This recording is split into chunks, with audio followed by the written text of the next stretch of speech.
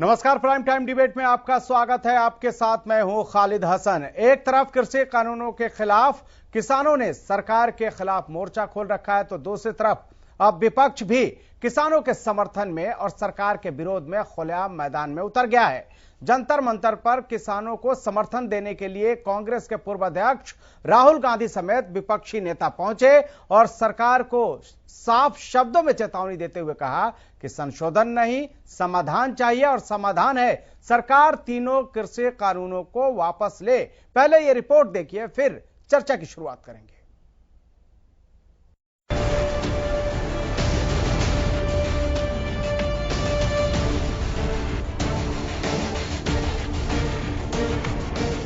किसानों के समर्थन में एकजुट विपक्ष, कृषि कानून पर निकलेगा निष्कर्ष। जंतर मंतर पर किसानों का मंच, विपक्षी नेताओं का सियासी पंच।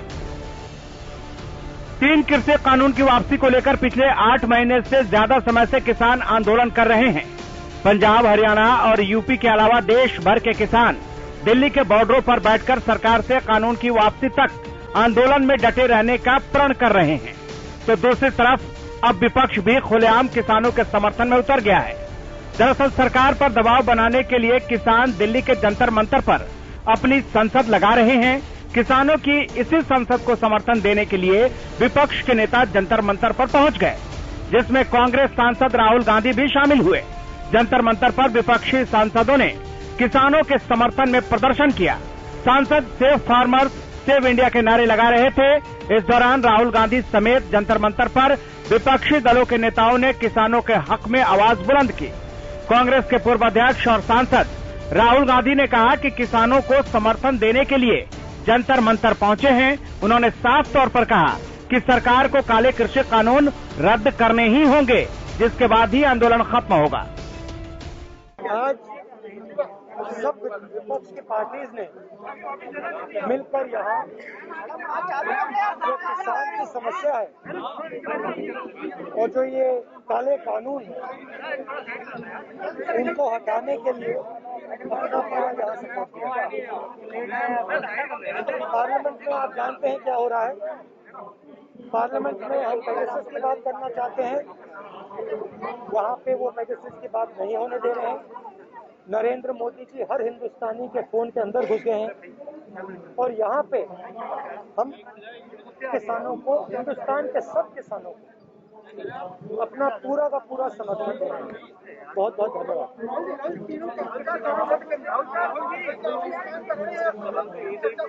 नहीं, चर्चा से कोई काम नहीं चलेगा। ये काले कानून है, इनको रद्द करना है।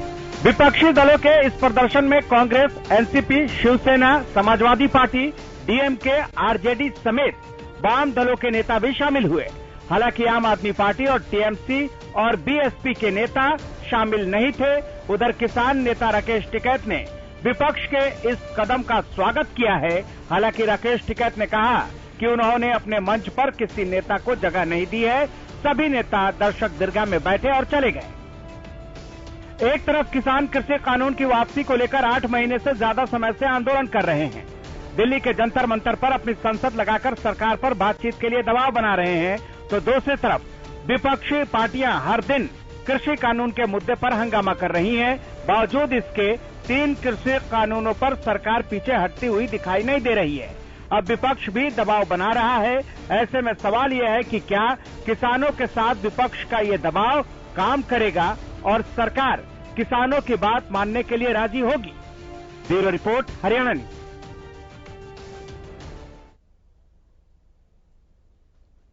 तो चर्चा को आगे बढ़ाने से पहले सबसे पहले आज के जो मेहमान हैं उनसे आपको मिलवा देते हैं। योगेश कौशिक, राजनीतिक विश्लेषक, हमारे साथ जुड़ गए हैं। सर, स्वागत है आपका। सतीश नंबरदार, महासचिव भाकियू के हमारे साथ जुड़ गए हैं। सर, आपका भी स्वागत है। भारत भूषण, प्रवक्ता बीजेपी के हमारे साथ जुड़ गए हैं। सर, आपका स्वागत है। ओम प्रकाश डाबला, प्रवक्ता कांग्रेस के हमारे साथ जुड़ गए हैं। ओम प्रकाश जी, आपका स्वागत है। लेकिन सबसे पहले जो सवाल है वो किसान नेता से। सतीश जी, जिस तरह से आज पूरा विपक्ष जंतर मंतर पर पहुंचा, उसको किसान किस तरह से देखते हैं? क्या लगता है कि विपक्ष का साथ मिला तो समाधान निकलेगा? खालिद भाई, सबसे पहले तो मैं एसटीवी हरियाणा न्यूज का धन्यवाद करना चाहूंगा। अब उन्होंने किस तरह जमीनी स्तर का पूरे किसान आंदोलन को दिखाने का काम किया। रही बात आपका पहला सवाल, विपक्ष जनता के बीच में आके बिल्कुल किसानों का समर्थन कर सकती है, लेकिन आज तक किसानों ने किसी भी राजनीतिक दल को मंच देने का काम नहीं किया और इसमें बिल्कुल किसानों को मजबूती मिलेगी। और मैं एक बात और कहना चाहूंगा, और मैं अपने बीजेपी के प्रवक्ता के भाई से एक बात और कहना चाहूंगा, आज तक जो 20 लाख करोड़ रुपए का प्रधानमंत्री जी ने राहत पैकेज दिया था, आज तक वो कहां पे है और किस तरह के ये जो झूठे वादे करके तीनों काले कानून बना के उद्योगपतियों को फायदा पहुंचाया जा रहा है। चंद उद्योगपतियों के फायदे के लिए आज किसानों को सड़क पर उतरने का काम हो रखा है। लेकिन अब आप देख लेना, किसी तरह आज किसान माफ करने के मूड में नहीं, आज किसान करो या मरो वाली नीति पाया हुआ है। ये बिल वापसी नहीं तो घर वापसी नहीं। घर वापसी नहीं। भूषण जी, किसानों के सम्मान में विपक्ष खुलेआम उतरा मैदान में, डबल मोर्चे पे लग रहा है बीजेपी की लड़ाई है। एक तरफ तो किसान जो हैं वो मोर्चा संभाले हुए हैं, दूसरी तरफ अब विपक्ष भी पूरी तरह से मोर्चा संभाल लिया है। कैसे निपटेंगे? क्या कानून वापस ही लेना होगा? राहुल गांधी ने भी कहा है कि कानून चर्चा नहीं, कानून वापस करना होगा।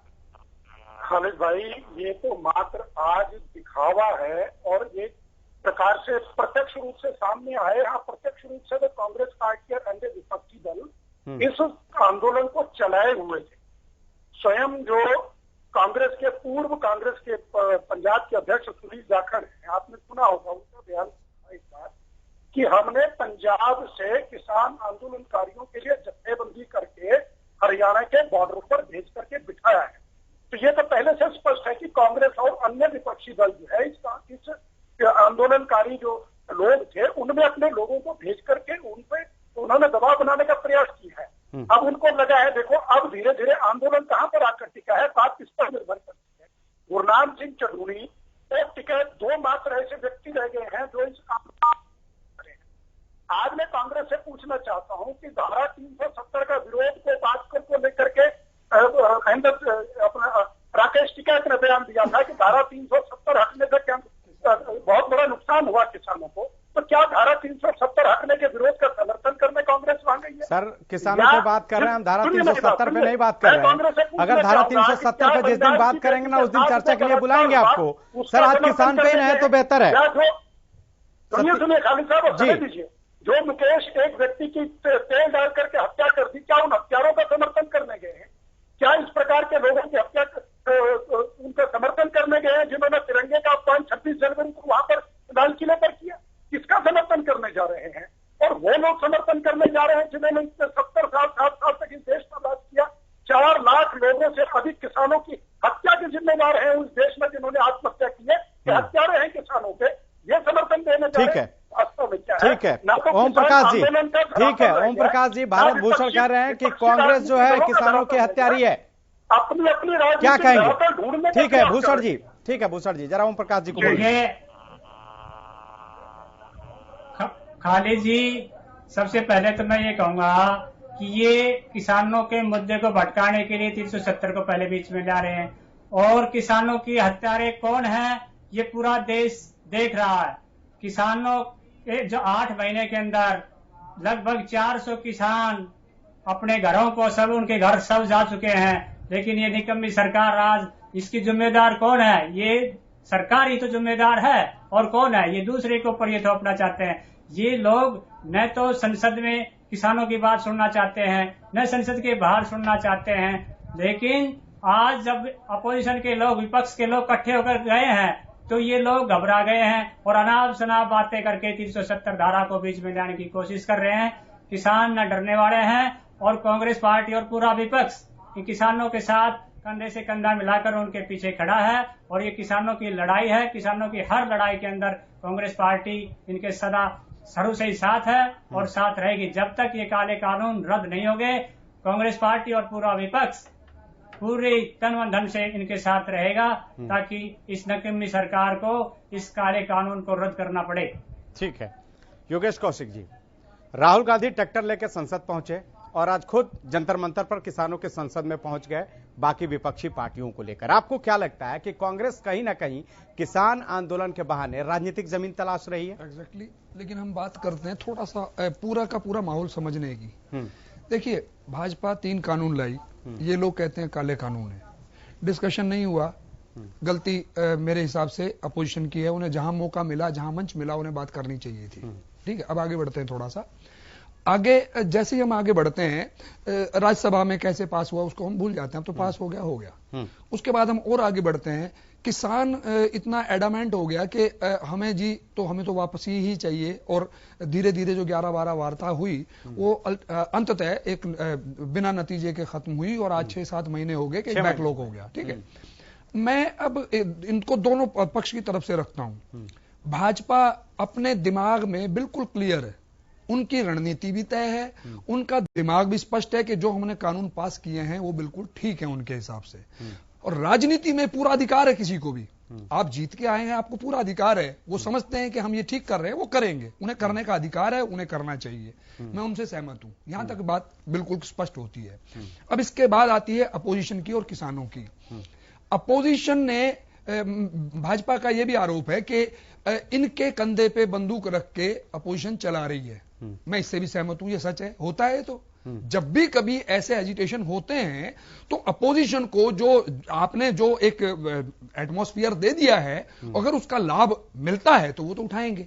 लेकिन सबसे बड़ी समस्या अब क्या खड़ी हो गई है? सबसे बड़ी समस्या ये हो गई है कि भाजपा आज के दिन जो लोग बैठे हैं उनको किसान नहीं मानती है। हालांकि ये नैरेटिव पहले से ही था। उनमें से मैं भी मान सकता हूं कि कुछ किसान नहीं भी होंगे। मैं खुद किसान नहीं हूं, चाहे मैं उनका समर्थक हूं। ठीक है, तो मेरा इसके बाद अगर 2 सेकंड और रुक जाओ, तो मैं चीज को समझा देना चाह रहा हूं। अब क्या है कि अगर मान लो अपोजिशन, जैसे आपने कहा 12-13 ग्रुप चले गए, राहुल जी ट्रैक्टर लेके चल दिए, उन्होंने सिंबॉलिक उन्होंने किया, उसका कोई असर नहीं है, होगा भी नहीं। उसके बाद ये 13-14 पार्टी चली गई वहां पे, उसका असर होगा भी नहीं। रीजन इज वेरी क्लियर, क्योंकि आप उनको मंच नहीं दे रहे हैं, किसान तो मंच नहीं दे रहे हैं, 13-14 आके खड़े हो गए हैं। लेकिन अपोजिशन तो अभी सारी की सारी एक नहीं है ना। 37% भाजपा को वोट आए हैं, बाकी के वोट तो अपोजिशन में मैं मान सकता हूं सारे के सारे ना, लेकिन वो सारे एक कहां हैं? टीएमसी नहीं गई, बीएसपी नहीं गई, आम आदमी पार्टी नहीं गई। जब वो नहीं गए तो मैं ये मान के चलता हूं कि किसानों को सबका चेहरा देखने के लिए भी आपके साथ हैं या नहीं है, क्लियर कट कह देना चाहिए कि आओ जी हम आपको मंच भी मुहैया कराते हैं, क्योंकि इसका हल राजनीतिक ही निकलेगा, और कोई हल निकल नहीं सकता है। जब देखो डेडलॉक जब हो जाता है ना, तो जैसे अभी आज का मैं एक उदाहरण देता हूं जिसमें भारत की एक मैं जीत के तौर पे मानता हूं उसको। आज ही चीन के मामले में वो घाटी से दोनों साइड की सेनाएं वापस हो गई हैं। अल्टीमेटली ये फैसला 2 दिन में तो नहीं हुआ, साल से चल रहा था। तो ऐसे ही जब तक आप कोई मीडिएटर, मेरे हिसाब से पॉलिटिशियन बीच में लाओ या किसी को भी लाओ, कोई पॉलिटिशियन उनका ही पकड़ लो, बीजेपी का ही पकड़ लो कि जी हमारा सुलझावा कराओ, और सुनो 2 कदम ये भी बढ़ेंगे, 2 कदम वो भी पीछे हटेंगे, तब बात बनेगी, वरना बैकलॉग ऐसा ही रहेगा। भारत भूषण जी, क्या इसके लिए कोई प्रयास नहीं किया जा सकता? 6 महीने का वक्त हो गया। निश्चित रूप से देखिए खालिद भाई, निश्चित रूप से किया जा सकता है, किया जाना चाहिए। सरकार आज भी हाथ जोड़ के विनम्र प्रार्थना करती है किसान संगठनों से, वो अपने नेतृत्व को कहें कि आगे बढ़ करके सरकार के कृषि मंत्री जी से, जिससे भी मिलना चाहते हैं, कहें कि हमने ये ड्राफ्ट तैयार किया है, हमें कानून में ये खामियां नजर आती हैं, हमें कानून में ये व्यवधान नजर आता है, हमें कानून में इस जगह पर शंका है, हमारी शंकाओं को समाधान करिए, एक ड्राफ्ट तैयार करिए। देखिए तो राजनीतिक दलों का क्या है, किसान आंदोलनकारियों ने स्वयं कहा था संगठनों ने कि लोकसभा में हमारा मुद्दा उठाएं राजनीतिक दल। अरे लोकसभा में उठाइए ना, वहां पर कुछ बिंदु तो रखिए। राहुल जी, अन्य राजनीतिक दल जब संसद चल रही है तो संसद में लाए तो सही कि किस प्रकार के प्रावधान सर, वो तो कह रहे हैं सरकार सुनी नहीं रही है। भारत जी वो तो कह रहे हैं, बोलने लगे कि कानून, भारत भूषण जी, कांग्रेस तो कह रही है कि बात ही नहीं सुन रही है सरकार संसद में, इसलिए हंगामा करना पड़ रहा है, चर्चा के लिए तैयारी नहीं है। पेगासस के मामले को लेकर के अड़ गए और उसके साथ आधा सत्र समाप्त कर। सिर्फ पेगासस ही नहीं, कई मुद्दे हैं सर। पेगासस के साथ कृषि कानून है, महंगाई है, कई मुद्दों को लेकर बात करना चाहती है विपक्ष। खालिद भाई, कृषि कानून में एक ही अभी राहुल गांधी जी का बयान सुनिए कि काले कानून है, कानून रद्द कर दीजिए। अरे आप एक राजनीतिक नेता हैं, आप इस देश का प्रतिनिधित्व करने का नाम के इन बिलों में, कानून में काला क्या है, क्या ठीक होना चाहिए, वो बात करिए। आप एक ऐसे व्यक्ति की तरह बात नहीं कर सकते कि काला है इसको हटा। सर 11 दौर में मुझे लगता है जहां तक बातचीत हुई है, किसानों ने उसमें बताया कि काला क्या है, और यही वजह है कि वह नहीं चाहते कि तीनों जो कानून है वो लागू हो, और इसीलिए 8 महीने से सर बैठे हुए हैं। सतीश जी, क्या आप लोगों ने इस बातचीत के दौरान, ठीक है भारत भाई सर, कि इस बातचीत के दौरान सतीश जी, आप लोगों ने कभी ये बताने की कोशिश नहीं की कि इस कानून में क्या है, फिर किस लिए बैठे हुए हैं आप लोग? सरकार को ही नहीं अवगत करा रहे हैं जिसने कानून बनाया है। मैं माननीय भूषण साहब अपना एड्रेस SMS कर देंगे मेरे पास, मैं उनके पास पूरी बुक भेज दूंगा, इसमें क्या काला और क्या सफेद है। इस चैनल पे बैठे बोलिए ना सतीश जी, चैनल मैं आपके पास अपनी बुक भेज दूंगा जो खुद मेरे द्वारा लिखी गई है। और सुनिए भूषण साहब बीच में नहीं बोलेंगे, आप बोल रहे थे, मैं चुपचाप सुन रहा था। प्लीज आप नैतिकता का परिचय दीजिए, नैतिकता का परिचय दीजिए भूषण साहब। बोलिए सतीश जी। तो निवेदन करता हूँ, चैनल पर बैठे 2-3 पॉइंट बोल दीजिए। ठीक है भूषण साहब, सबसे पहले किसान किस बात का भरोसा करें? 2013 में हम भूमि अधिग्रहण बिल का कांग्रेस का विरोध कर रहे थे, माननीय राजनाथ जी हमारे बीच में आके हमारा समर्थन करके गए थे, क्योंकि सबको जरूरत होती है इंसानों की, लेकिन मंच हमने सिर्फ राजनाथ जी को दिया था, और राजनाथ जी ने आज तक अपना वादा पूरा करने का भी काम नहीं किया। और रही बात भूमि अधिग्रहण बिल में किस तरह पीछे दरवाजे से 3 ऑर्डिनेंस लाने का काम किया, किसान आज किस बात पर आपका भरोसा कर ले?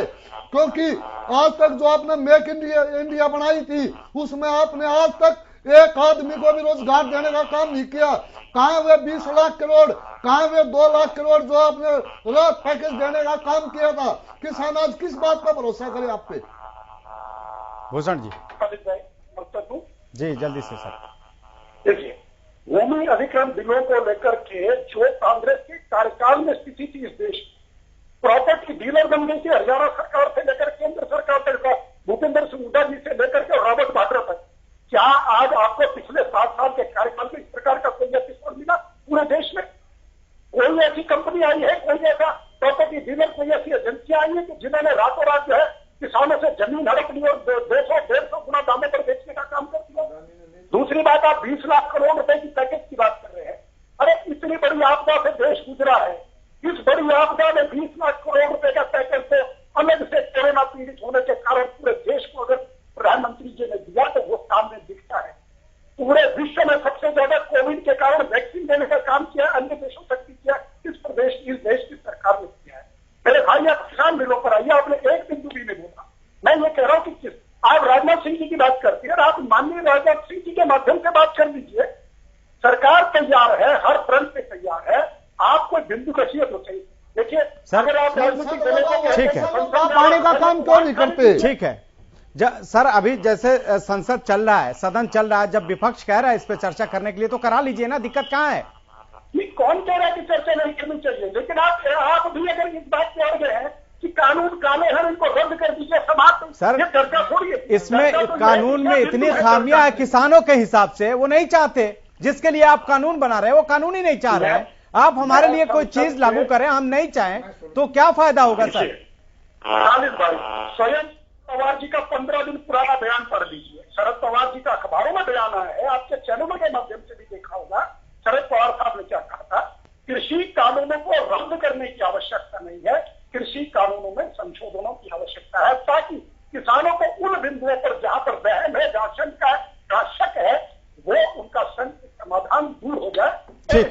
ठीक है कौशिक जी, सवाल यह है कि जब सत्ता में पार्टियां होती हैं तो कुछ और बात कहती हैं, सत्ता से बाहर आती हैं तो फिर कुछ और बात करने लगती हैं, ऐसा क्यों होता है? क्या सिर्फ सियासी स्टंट के चलते किसानों या जो भी जिस चीज को नहीं चाहता एक बड़ा वर्ग विरोध कर रहा है? आप देख रहे हैं कि लगभग 8 महीने से विरोध हो रहा है, पूरे हरियाणा में हो रहा है, पंजाब में भी हो रहा है, पश्चिमी उत्तर प्रदेश में हो रहा है। कुछ ना कुछ तो खामियां है, तभी तो किसान विरोध कर रहे हैं। मैं दोनों बात आपकी कर देता हूं। नंबर 1 तो है, जब आप सेलर होते हैं तो आप अपनी ऊंची कीमत चाहते हैं, और बायर होते हैं तो आप कम कीमत चाहते हैं। यही अपोजिशन में और पोजीशन में बैठ के बातें होती हैं राजनेताओं की।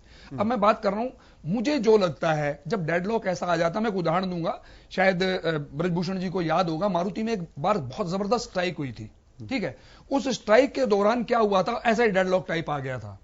तो उसमें क्या किया था कि गुरदास दास गुप्ता हुआ करते थे कम्युनिस्ट के एमपी उन दिनों, तो वो उन दिनों सरकार में होते थे। तो भार्गव जी एमडी होते थे, उन्होंने अपना उनको लेटर लिखा एक कि गुरदास दास गुप्ता जी आप तो सरकार में हैं, आप मारुति के अंदर आइए, मैं सारे के सारे मजदूर और मैनेजमेंट आपके सामने बिठा देता हूं, आप बात कर लीजिए, सॉल्यूशन कर लीजिए, आप सरकार हैं तो सही। तो मैं कह रहा हूं कि भारत भूषण जी तो सरकार हैं, आज के दिन ये सरकार हैं और ये किसान हैं। जब तक ये कोई ऐसा मंच तैयार नहीं करेंगे कि जी आप आइए और बैठिए, हम सरकार हैं और आप वो हैं, बट सरकार में फेस वो हो जो डिसीजन टेकिंग अथॉरिटी हो।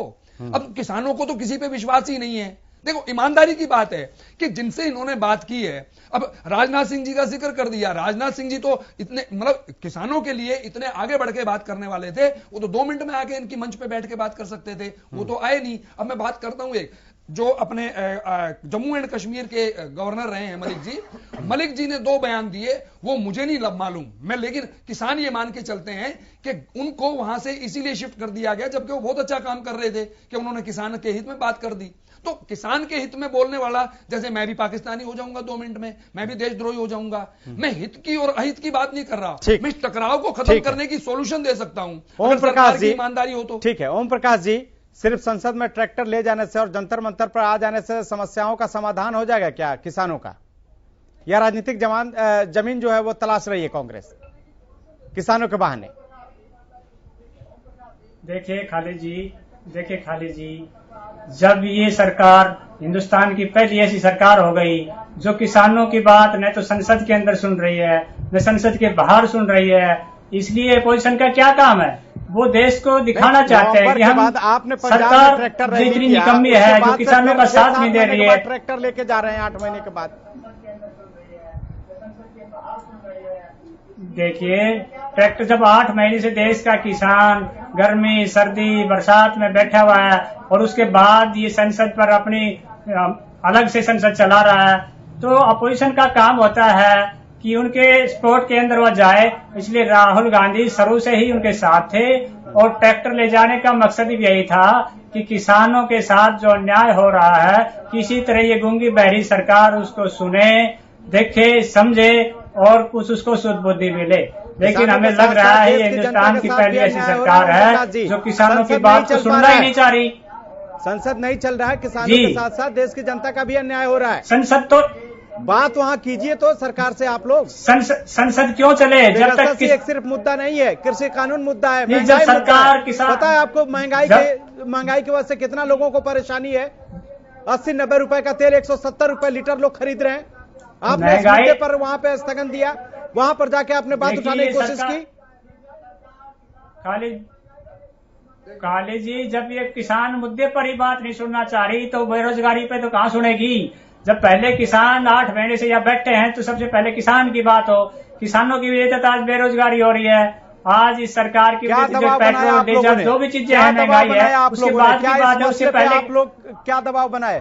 क्या आप लोग यहाँ जाके मुख्यमंत्री से मिला आप लोगों ने? क्या इस मसले को प्रधानमंत्री से आप जाके मिल रहे हैं? इस मसले पे क्या आप वहां पर कोई इस तरह की रणनीति या सुझाव दे रहे हैं कि इस समस्या का समाधान हो? देखिए कांग्रेस पार्टी ने इन समस्याओं को लेकर के सरकार को जगाने के लिए अपने धरने, प्रदर्शन, चेतावनियां खूब दे दी, लेकिन ये निकम्मी सरकार सुनने को तैयार ही नहीं है। आज देश में बेरोजगारी आगे भी बढ़ना होता है ओम प्रकाश जी, निकम्मी सरकार से ही काम नहीं चलता, आगे भी बढ़ना पड़ता है। और सिर्फ आप लोग किसान के लिए बात नहीं सुनाए।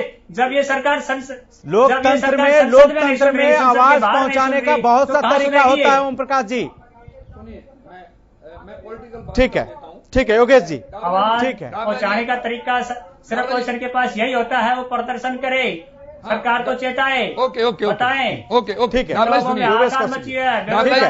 डाबलाई सुनिए। ठीक है ओम प्रकाश जी, जब भी कभी आज के 10-20 साल बाद जब इन चीजों का जिक्र होगा ना, तो ये हिंदुस्तान माफ आप लोगों को भी नहीं करेगा, क्योंकि आप लोग विपक्ष की कोई अच्छी भूमिका नहीं निभा पा रहे हैं। आपको मैं 6 बार कम से कम ऐसी डिबेट में देख चुका हूं, आप बीजेपी के मुकाबले कोई होमवर्क करके ही नहीं उतरते हैं। इन्होंने कह दिया 3 काले कानून, चलो आप ही बता दो। मैं आपसे जानना चाह रहा हूं कौन से 3 काले कानून है। आपको नहीं मालूम होगा। अब पॉलिटिकल गेन करने की बात कर लेता हूं। पॉलिटिकली गेन आप यूपी में नहीं कर पाएंगे, आपकी दुकान वहां पे भट्टी बुझी हुई है आपकी वहां पे, ठीक है। पॉलिटिकल गेन करना है तो रोड पे आना पड़ेगा। आप मुझे हरियाणा में ही प्रदर्शन बता दीजिए आपने कितने किए हैं, यूपी में कितने किए हैं, पंजाब में कितने किए हैं। आप लोगों ने कोई काम नहीं किया है। अगर कल को जब समय मांगेगा, आपसे जवाब मांगेगा ना, तो जवाब आप भी नहीं दे पाएंगे। आप 2 दिन क्या बात कर रहे हैं, हरियाणा में कहां नहीं करे हमें प्रदर्शन? बताओ नहीं तो मैं बताता हूं आप लोगों ने क्या काम किया है। बता दो, चलो आप बता दो, मैंने सवाल कर दिया, आप बता दो। चंडीगढ़ में धरना दिया, प्रदर्शन किया, हर जिले में ज्ञापन दिए, प्रदर्शन किए, आपने दी ही नहीं रहा, तो वो कैसे बात करें आप? यूपी में ठीक है, मानसून सत्र भी आ रहा है, यूपी में मानसून सत्र भी आ रहा है प्रकाश जी, यूपी में मानसून सत्र आ रहा है विधानसभा का, क्या बात, उसको लेकर कोई रणनीति है कांग्रेस के पास? किसानों की आवाज बुलंद हो वहां पर। सही भूमिका नहीं निभा रहे हैं। मैं बीजेपी को किसानों की आवाज उठाएंगे, मानसून सत्र आने दो, पहले भी उठाई है, आगे भी उठाएंगे। इनेलो ने 2 दिन चलेगा, फिर उसके बाद मामला शांत हो जाएगा। सियासत कांग्रेस पार्टी शुरू से ही पलटवार किसानों के साथ आवाज उठा रही है। इनेलो का एक एमएलए था, वो रिजाइन करके चला गया। कांग्रेस पार्टी, आप लोगों ने क्या किया उसके बदले में? ठीक है सतीश जी, एमएलए का रिजाइन देने से क्या समाधान हो जाएगा? आपने समाधान क्या किया? वो रिजाइन कोई समाधान नहीं है, लोकतंत्र का रिजाइन समाधान नहीं है। सर, किसानों के साथ बैठे हो कहीं जाके आप? कोई समाधान नहीं है। किसान के साथ बैठे हो आप?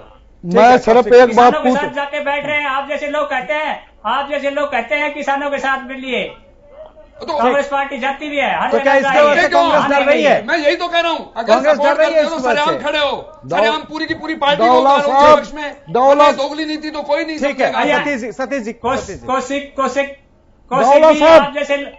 आप जैसे लोगों को कांग्रेस दिखाई नहीं दे रही है। अरे मुझे दिख रहा है, आप लोग जैसे उतर रहे हो उतना तो मुझे नजर आ ही रहा है। सरेआम बीजेपी जिसके साथ, गुंडे के साथ भी खड़ी होती है, सरेआम होती है। अब किसानों के साथ नहीं उतर रहे, हम शुरू से ही ठीक है, शुरू से ठीक है सर, एक करके प्लीज, एक करके कौशिक जी हो गया, कौशिक जी आवाज लोगों तक पहुंचे। ओम प्रकाश जी प्लीज बोलिए, सतीश जी जल्दी से। दौला साहब, आप भी कोई किसानों का समर्थन नहीं करे। 11 बजे से 2 बजे तक कोई समर्थन नहीं होता। आप किसानों के हक में कहां पे भूख हड़ताल पे बैठ के, कहां पर आपने आज तक 24 घंटे 48 घंटे की भूख हड़ताल होने का काम कर दिया। 11 बजे से 2 बजे तक अपनी, ठीक बात है, बिल्कुल आप अपनी जमीन तलाश कर रहे हो, लेकिन किसान ही बात को बर्दाश्त बिल्कुल भी नहीं करेगा।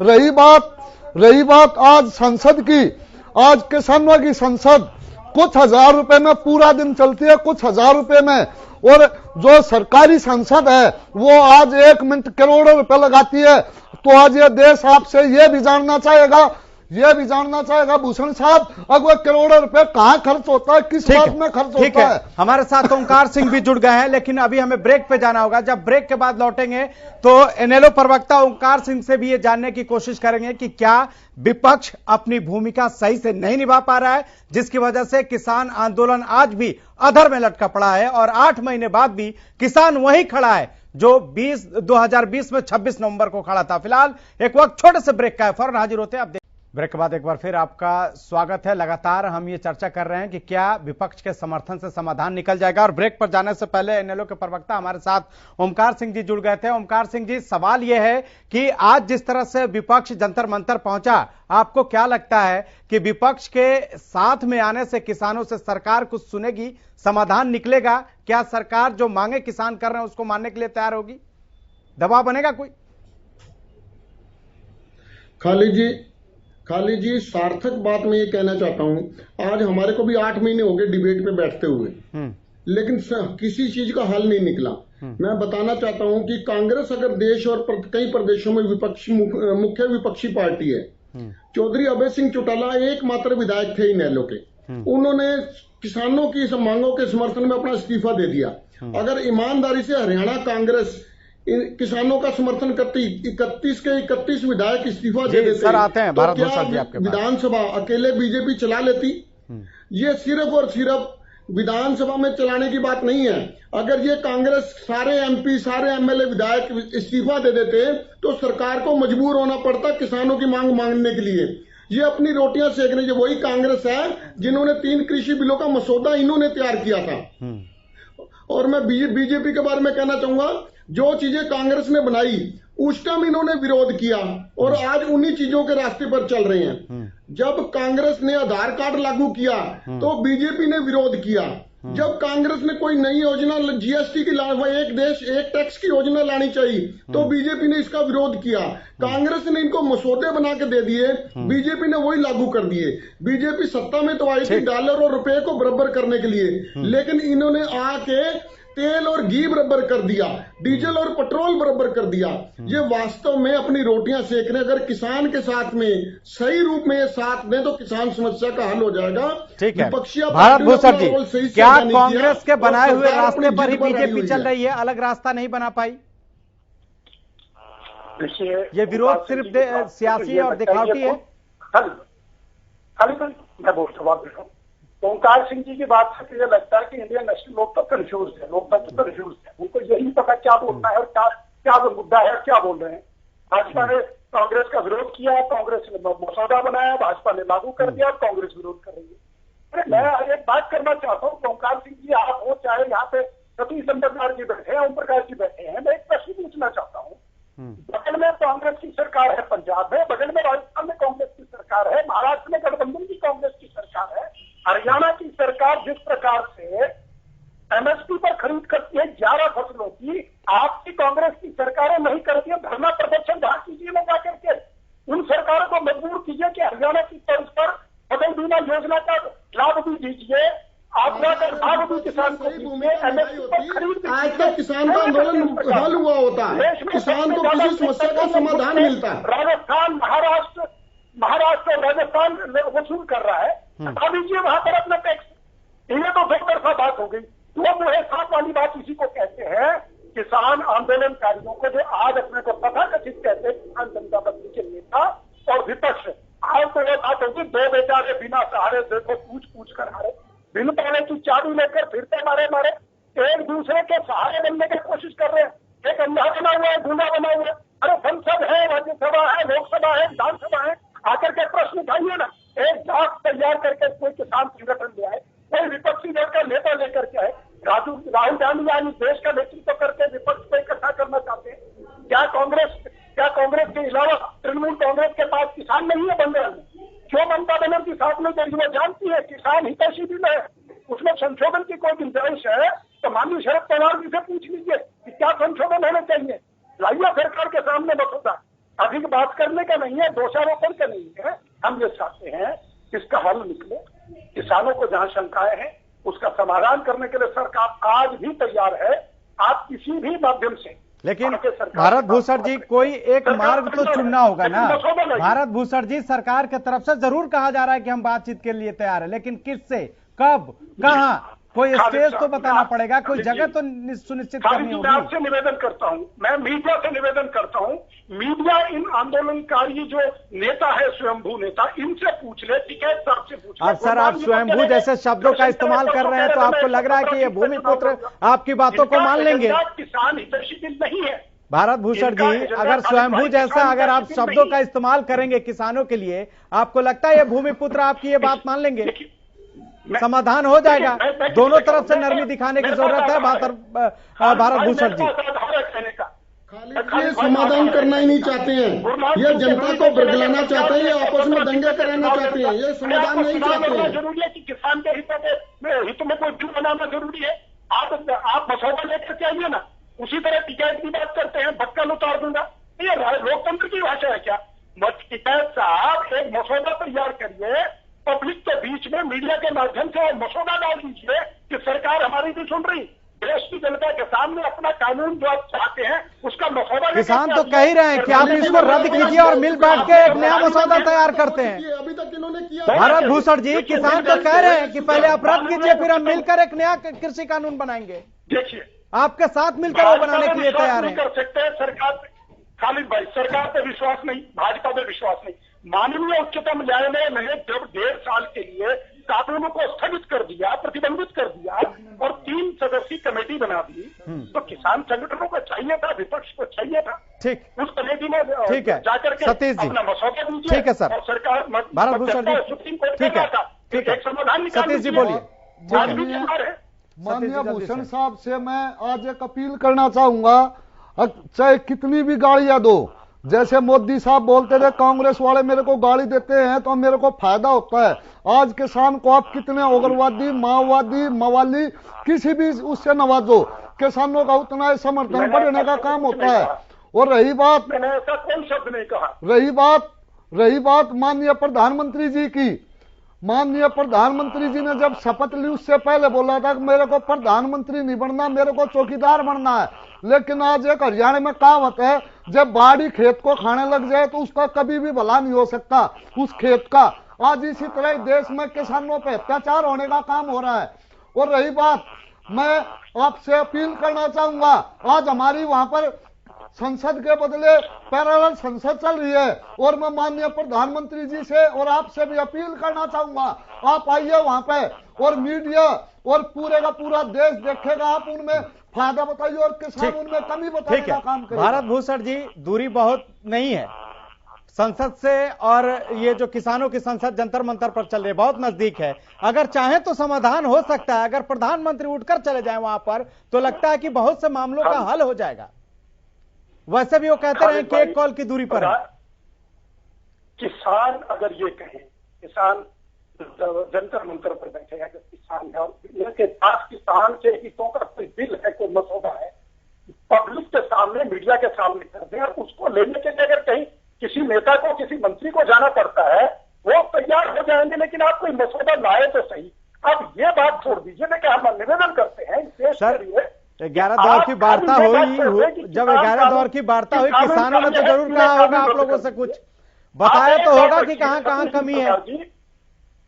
सतीश नंबरदार जी, आप बताइए कहाँ कमी है। वो 3, 4, 10 दिन को जो भी है उन बिंदुओं पर आ जाइए कि फायदा कहाँ पे है, सवाल उद्योगपतियों के। कौशिक जी से समझ लेते हैं। भूषण जी ठीक है, सार्थक परिणाम निकल करके ठीक है सर। कौशिक जी, आप ये कहें कि संसद के द्वारा बनाए गए कानून निरस्त कर दीजिए और सारा काला कानून है, ऐसा नहीं है, कहीं पे शंका है। माननीय प्रधानमंत्री जी, माननीय प्रधानमंत्री जी पूरी कैबिनेट को बदल सकते हैं, माननीय प्रधानमंत्री जी पूरी कैबिनेट को बदल सकते हैं, तो कानून बदलने में क्या हर्ज है? क्या वे जो माननीय मंत्री थे वे काम करते जो माननीय प्रधानमंत्री ने बदलने का काम किया? ठीक है सर। भारत जी और सतीश जी, कौशिक जी, एक्चुअली क्या है कि ओमकार जी ने एक बात कही, मैं उससे सहमत हूं लगभग। एक्चुअली देखिए, जब ये कह रहे हैं कि क्या इसमें कमी है, अगर ये कमी बता भी देंगे तो प्रधानमंत्री तो खुद कह चुके हैं कि ये 3 कानून वापस नहीं होंगे, अगली बात करो आप, ठीक है, ये बिल्कुल स्पष्ट है।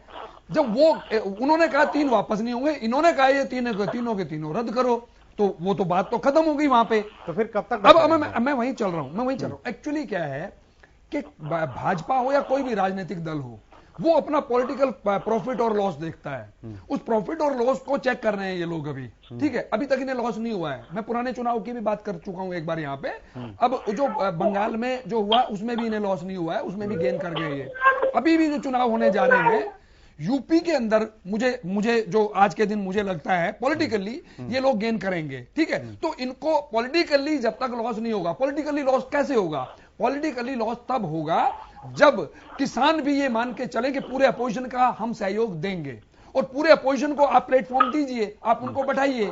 ये लोग वरना किसी भी कीमत पे अगर ये यूपी जीतते हैं और सरेआम जीतते हैं, मैं गारंटी करता हूं ये कानून वापस नहीं होंगे। अगर ये यूपी हारते हैं, सुन लीजिए, अगर ये हारते हैं तो अगले दिन वार्ता फिर शुरू हो जाएगी। ठीक है ओंकार सिंह जी, कब तक लोग ऐसे बैठे रहेंगे? किसान कब तक बैठे रहेंगे, कब तक इंतजार करेंगे? और आपका तो एक विधायक भी थे जिन्होंने इस्तीफा भी दे दिया है। ये बात तो सिर्फ संसद से संसद तक की है।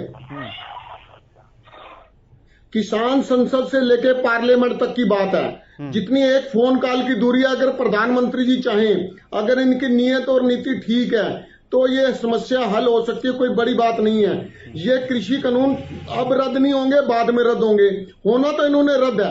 ये तो एक जिद पर अड़ गए, इनको ये नजर आ रहा है। मैं अपने भाई कौशिक साहब की बात से बिल्कुल सहमत हूं। इन्होंने बोला जब तक इनको राजनीतिक नुकसान नहीं होगा ये मानेंगे नहीं, ये बिल्कुल स्पष्ट बात है। लेकिन इनको बंगाल में राजनीतिक नुकसान हुआ है, और ये नुकसान अब जब यूपी और हरियाणा में होगा, पंजाब में होगा, तब इनकी आंख खुलेगी। इनके जितने भी प्रवक्ता हैं, ओमकार जी सॉरी, मैं आपको बात करता हूं। ऐसा है, ये तो कह रहे थे कि हम 200 से ऊपर लेके आएंगे। मैं वो वही तो उसी बात पे आना चाहता हूँ।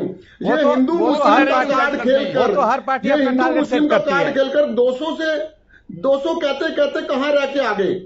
तो मेरे कहने का मतलब यह है कि जब तक इनको राजनीतिक नुकसान नहीं होगा तब तक समस्या का हल नहीं निकलेगा। ठीक है, बिल्कुल ठीक है। बात है। ओम प्रकाश जी, क्या कांग्रेस भी इसी इंतजार में है कि जब तक बीजेपी को राजनीतिक नुकसान नहीं होगा तब तक कांग्रेस को सियासी फायदा नहीं होगा या उसको उसका लाभ नहीं मिलेगा? ओम प्रकाश जी, देखिए, धीरे धीरे लोग समझने लग गए हैं। बंगाल में भी इनको नुकसान हुआ है, आगे भी जब यूपी के चुनाव होंगे तो आप देख लेना, इनको कोई ऐसे जगह नहीं मिलेगी जहां से इसका बंगाल में हमारे को नहीं तो किसी और को तो हुआ है, फायदा तो हुआ ही है। ये बंगाल में कह रहे थे हम राज करेंगे, 200 से ज्यादा सीटें लेंगे, आज कहाँ गए ये इनकी झूठ ज्यादा दिन नहीं चलने वाली है। ये कृषि कानून इनको हर हाल में रद्द करने पड़ेंगे, चाहिए कितने भी धनाड़े लोगों की गोद में खोल ले, पूंजीपतियों की गोद में चले जाएं। ये किसानों की वोट लेकर के आज उनके ही खिलाफ हो गए। किसने कहा था कि इनको किसानों के लिए काले कानून लाने के लिए? जब किसान चाह ही नहीं रहा तो जबरदस्ती क्यों थोप रहे हैं किसानों के ऊपर काले कानून? ठीक है, इसलिए कौशिक जी, हमारी कांग्रेस पार्टी की नीति है कि जब तक ये काले कानून रद्द नहीं होंगे इनके साथ पीछे खड़ी है। ये नंबर एक तो बात, कौशिक, मेरा सवाल है, विपक्ष और किसान दोनों कह रहे हैं कि कानून किसान रद्द नहीं है, सरकार कह रहे हैं कि क्यों रद्द हो, मैं दोनों का अंतर इसका भी जवाब दूंगा। मैं ये कहता हूं कि एक अमेरिकन प्रेसिडेंट ने कहा था कि जो हमारे साथ है वो हमारा है, जो हमारे साथ नहीं है वो हमारा दुश्मन है। ये बिल्कुल स्पष्ट नीति बननी चाहिए जैसे भाजपा करती है, उनकी एक बिल्कुल स्पष्ट नीति है। अब अपोजिशन की और किसानों की तो स्पष्ट नीति नहीं है। अब मैं मानता हूं, मैं डावला जी की बात मान लेता हूं, ये लोग उनके साथ बैठे, उनकी मदद कर रहे हैं और उन्होंने भी, भाजपा ने भी बताया कि जाखड़ जी ने उनको मदद की है, उनके बयान है। ऐसा तो विपक्ष हमेशा करता ये नकली चीज है, ये नकली है। मैं कहता हूं डावला जी इसका जवाब दे दें। इनका एक किसान सेल है, ऐसे ही किसान सेल बीजेपी का भी है। अपने किसान सेल को बोले कि अगर आपको मंच ये नहीं दे रहे तो आप अपना मंच तैयार करके आपका किसान सेल साइड में बैठे उनके बगल में, यही तो होगा ना। पर आप या तो सरेआम उनके साथ खड़े हो या आप अपने साइड में बैठ जाओ। ये दूर से राजनीति करोगे तो कुछ नहीं होने वाला। अब मैं पॉलिटिकली बता देता हूं, यहाँ पे भी इनके प्रवक्ता डिवाइड एंड रूल की पॉलिसी को बर्बाद करना चाहते हैं। पॉलिटिकली भी बता देता हूं, डीवीडी के बीजेपी के प्रवक्ता बोल रहे हैं कि कांग्रेस अपना अलग से दल बना ले। हाँ, पॉलिटिकली बता देता हूं मैं। पॉलिटिकली क्या है, स्टेज बना ले, इनके बस में कुछ नहीं है। पॉलिटिकली क्या है, भेदभाव की नीति के ऊपर काम कर रहे हैं। सुनिए, पॉलिटिकली यह है, पिछले चुनाव में जो ये कह रहे हैं, डावला साहब कह रहे हैं ड्रास्टिकली कांग्रेस फ्लॉप्ड और कांग्रेस ने जो अपना मंच तैयार किया कम्युनिस्टों के साथ, इट इज 0, ठीक है। और गेन किया है बीजेपी ने, वो 4 के आसपास थे और वो 70 के आसपास पहुंच गए, तो ये क्लियर कट गेन है। दूसरा बताता हूं मैं, असम के अंदर चुनाव हुआ और लगभग हारने वाले थे पर वहां पे वो जीते हैं। उसके बाद और जो स्टेट्स हैं वो तमिलनाडु उनके पास नहीं था, केरला उनके पास नहीं था, एक छोटा स्टेट था वो पंडुचेरी, उसमें भी ये जीते हैं बीजेपी। तो जब आप चुनाव में हार जाते हैं तो आप कौन सा दम भरते हैं? अब मैं अगले चुनाव की बात कर लेता हूं, जो 2 बड़े चुनाव हो रहे हैं। ठीक है, एक पंजाब का है, एक पंजाब का है, एक यूपी का। पंजाब के अंदर जो बीजेपी का कुछ स्टेक पे नहीं है क्योंकि वहां वो कभी सरकार में नहीं है, वो एलाइज के तौर पर आए हैं। और अब यूपी में है, यूपी में मुझे नहीं लगता कि वो लूज करने जा रहे हैं, आज के दिन नहीं कर रहे हैं, कल का मैं कह नहीं सकता हूं। ठीक है, सतीश जी लास्ट कमेंट। सबसे पहले तो मैं भूषण साहब से, जब आप एक मुख्यमंत्री बदल सकते हैं, पूरी कैबिनेट बदल सकते हैं, तब तीनों काले कानून बदलने में क्या है? और मैं आपसे अपील करूंगा, आप आइए, बातचीत के दरवाजे हमेशा खुले हैं। कल तक तो आप बोलते थे, आज मैं बोल रहा हूं, पूरी मीडिया होगी, पूरे चैनल होंगे और उनके बीच में प्रधानमंत्री जी अपनी बात रखेंगे, किसान अपनी बात रखेंगे और पूरा देश देखेगा। किसान गलत होगा तो किसान अपने घर उठ के जाएगा और सरकार गलत होगी तो सरकार अपनी माफी मांग के, जो 600 किसानों ने शहादत दी है उनको श्रद्धांजलि दे के और ये तीनों काले कानून वापस करने का काम करेगा। ठीक है, ओमकार सिंह जी लास्ट कमेंट।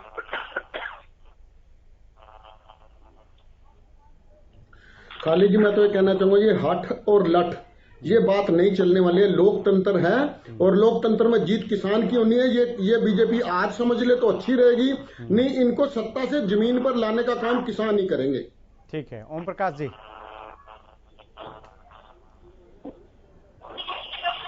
खालिद जी, क्या देश का अन्नदाता किसान नहीं है? आज इनकी कोई बात नहीं सुनी जा रही। क्या अन्नदाता किसान नहीं है? देश का नागरिक नहीं है? इनको इनकी बातों को सुनना चाहिए और कोई समाधान निकालना चाहिए। जब तक समाधान नहीं होगा, ये किसान यहाँ से जाने वाले नहीं है। और इस सरकार की समाधान के लिए तो कह रहे हैं, भारत भूषण जी कह रहे हैं समाधान के लिए कि संशोधन मान लीजिए, भगाने का काम करेंगे सरकार को। तैयार नहीं है। चाहे यूपी की सरकार हो, चाहे और कहीं की सरकार हो, वहां से भगाने के लिए पूरी तरह से किसान तैयार है।